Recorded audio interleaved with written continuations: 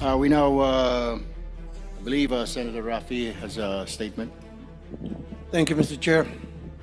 Mr. Chair, it took all my energy to not to gate crush the live selling that happened here last June 4.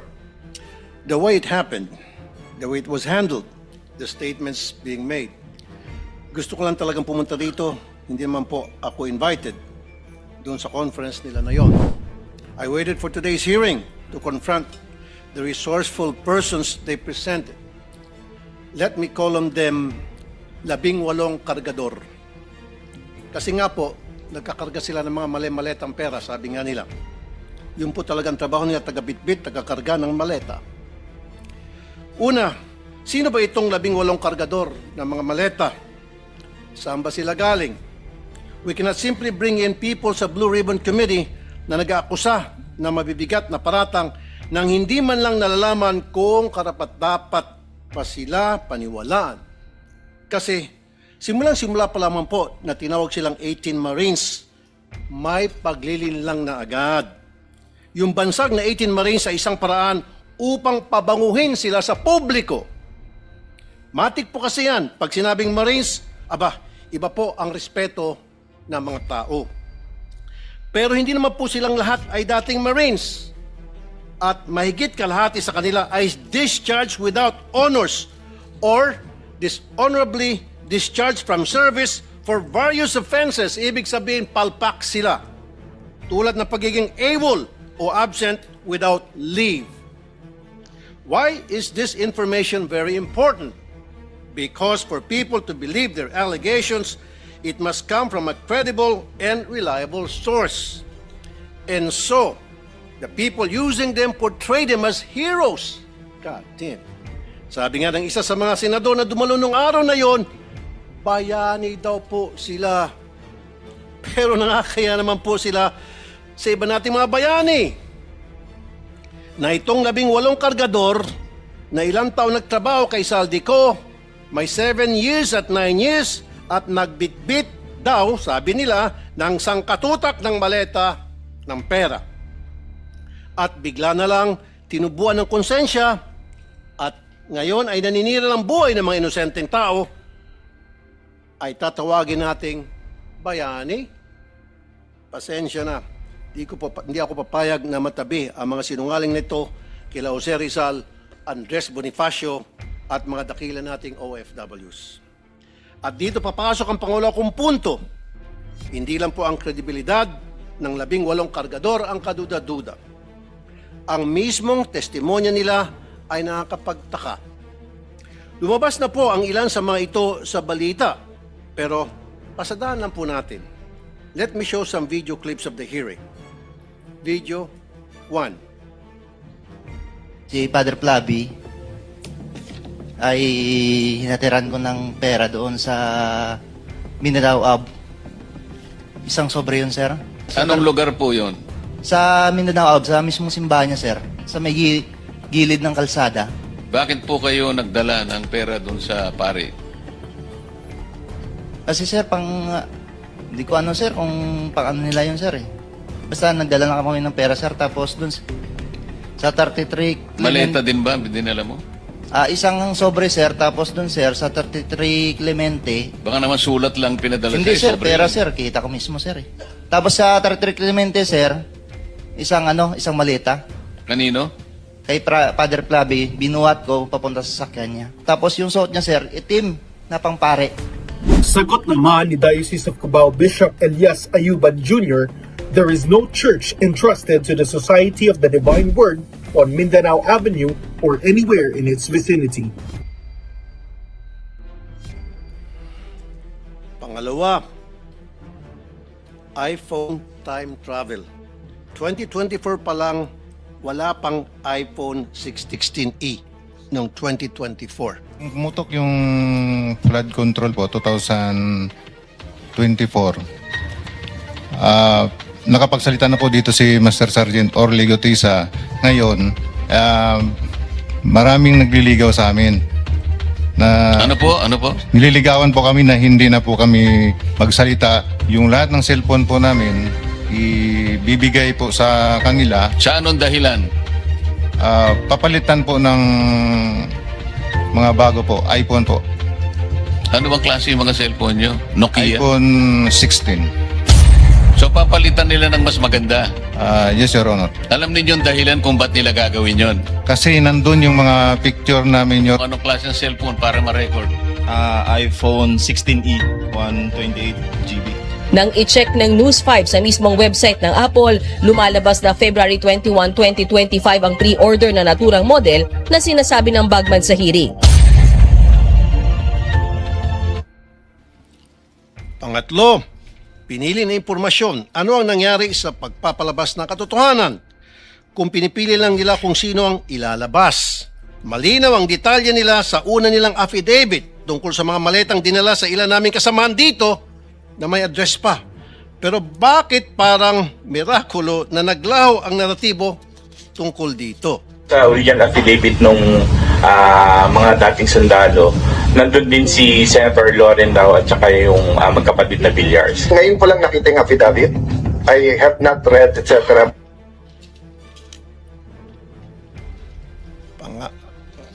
Pangapat, aking pinasilip ang lugar na yon sa Makati. Video 4, money changing. Nag-advise po si boss, magpapalit kami ng piso to dollar na 2 maleta doon sa Makati po. Bibili kayo ng US dollar. Yes, Your Honor. Dinala po namin ito sa Perbank Makati, Salcedo Village po. Dalawang maleta worth of 50 to 60 M po ang laman. Aking pong pinasilip ang lugar na yun sa Makati at walang record ng money changer sa Pearl Bank Building. Dapat po makumpirma ito. At syempre, nandyan din po ang mga kadudadudang testimonya nila laban kay Senator Soto na pinabulaanan niya na dahil nga matagal ng patay ang sinasabi nilang si E.A. Mark or Executive Assistant Mark. At ang pangbawi nila ng aligasyon tungkol kay Representative Laila de Lima na noong mga panahon na yun ay hindi pa kongresista at nakakulong pa. At sabi ni Ombudsman Boying Remulla, ang isang litrato ay delivery na nangyari noong panahon ni Speaker Lord Velasco pa.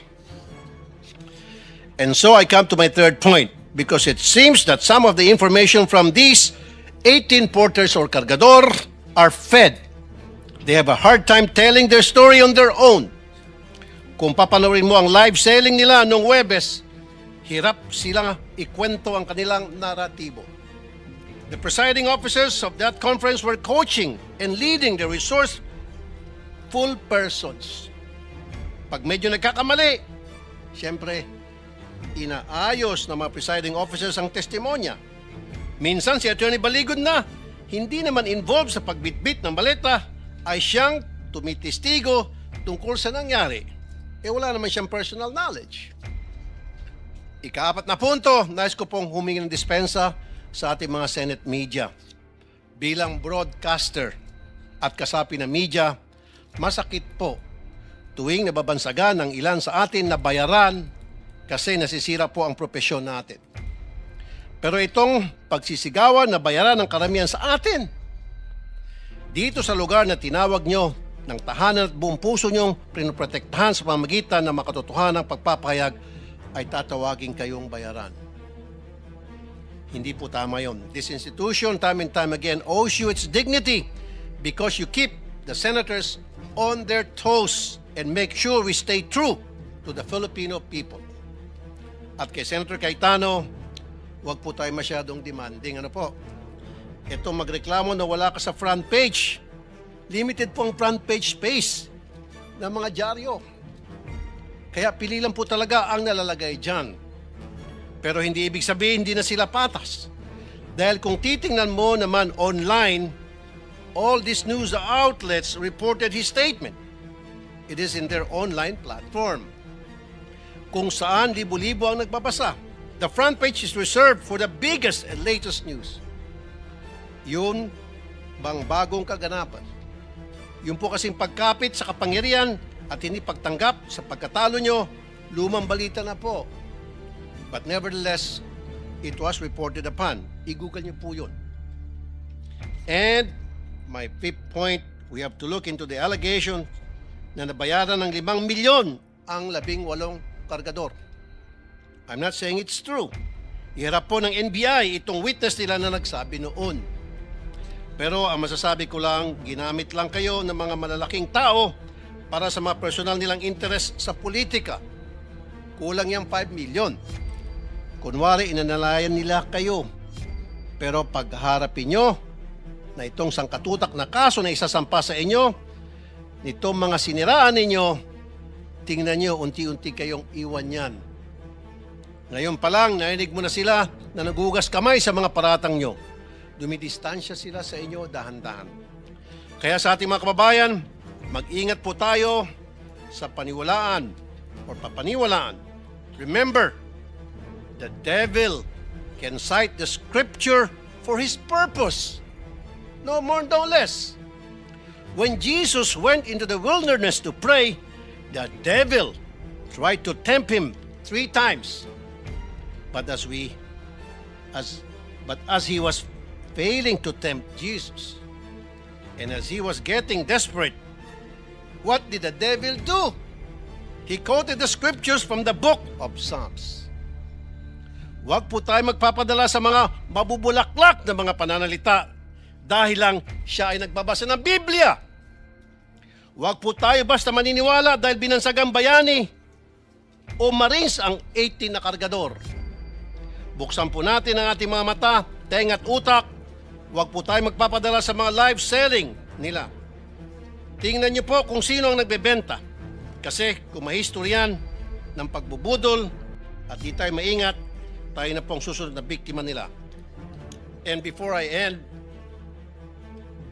I would like to remind my colleagues here in the Senate to please be very careful in calling out some people as bayani, putting them on a pedestal dahil hindi naman talaga totoo. Because that will be a reflection of you. Tatawagin mo ang mga taong umami naman na nag-deliver ng mga kickback kung sino-sino Poncio Pilato. So therefore, matatawag siya ng sindikato. So kung tatawagin mong bayani ang isang sindikato, sindikato ka rin. As simple as that. Maraming salamat, Mr. Chair. Maraming salamat, Senator Rafi. We now go to Senator J.B. Ejercito, if you have any opening statement. Mr. Chair, I'll just go straight to the question later so that we can start the ball rolling. Thank you. Thank you, Senator J.B. Senator Bang? Okay. Now we go to Senator Tito Soto. Thank you. I'm just here to listen. I actually would not want to dignify parang siningit lang sa salaysay. But nevertheless, I'm here to listen, Mr. Chairman. Thank you.